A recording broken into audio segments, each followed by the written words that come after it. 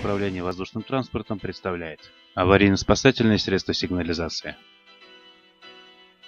Аварийный радиомаяк. Гелиограф. Сигнальный патрон дневного и ночного действия, дымовая шашка. Сигнальная ракета. Полосы для выкладки знаков бедствия. Аварийный радиомаяк ELT.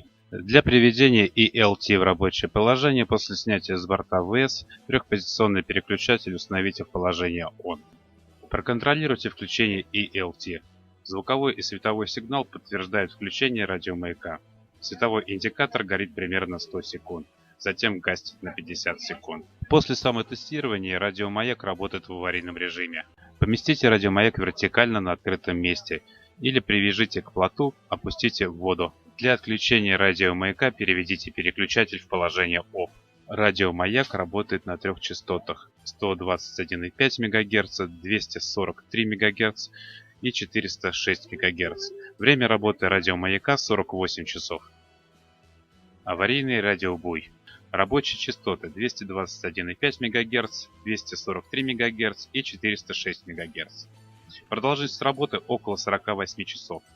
Мигающая неоновая лампа указывает на работу радиобуя. Прекращение работы происходит при складывании антенны. Применение на море. Закрепить привязной фал на борту плота, либо прикрепить к спасательному жилету. Опустить радиобуй в воду.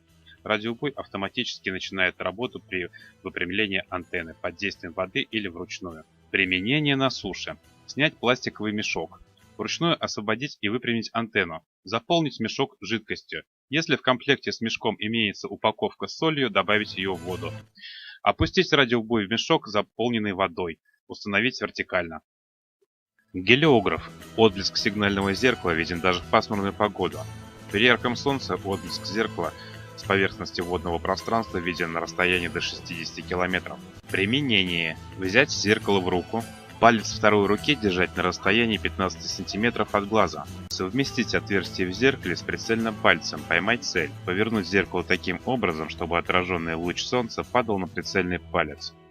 Сигнальный патрон дневного и ночного действия. Патрон приводится в действие выдергиванием запального шнура. Сигнал срабатывает в ту же сторону, куда выдергивается шнур. Предел обнаружения ночного сигнала достигает в темное время суток 15-20 км, если наблюдать его с самолета, летящего на высоте 500 метров. Дневной сигнал с той же высоты может быть замечен на расстоянии до 5-8 км. При наблюдении с мостика корабля предел обнаружения ночных и дневных сигналов уменьшается на 20-30%. Действие патрона кратковременно, не более 10-20 секунд. После использования заряда охладить патрон в воде. Сохраните его для использования второго заряда.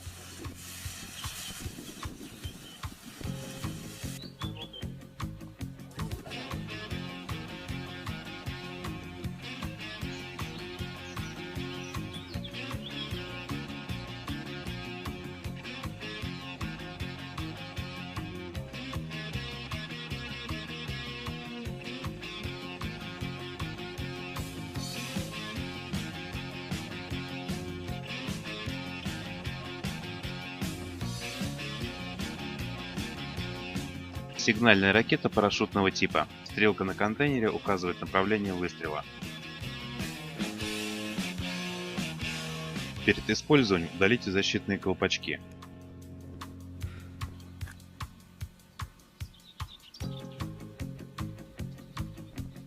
Удалите чеку. В цели безопасности ракету необходимо использовать на вытянутой руке выше уровня глаз. Спусковой крючок нажимается ладонью. Ракета поднимается на высоту 200-300 метров. Время горения 30-40 секунд. Во время спуска снаряд удерживается парашютом.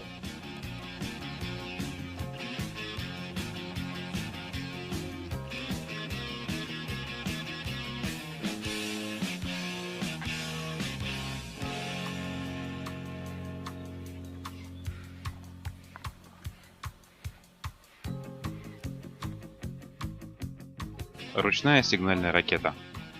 Пусковая ручка и снаряды красного цвета.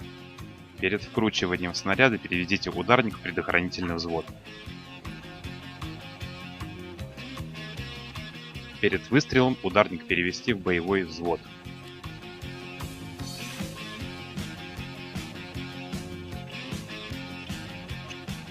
Поднимите руку вверх, большим пальцем спустите ударник. Снаряд поднимается на высоту 20-30 метров.